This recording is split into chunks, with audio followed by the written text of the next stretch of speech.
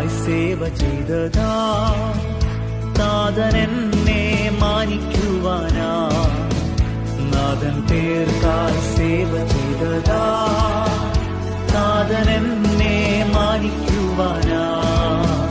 തരുമോരോരും ബഹുമാനം ഇളങ്ങിയിടും കിരീടങ്ങളാ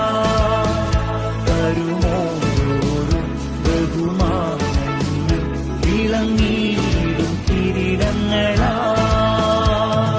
ദൂതസംഘമാകവേ എന്നെ എതിരേൽക്കുവാൻ സദസന്നദ്ധരായി നിന്നിടുന്നേ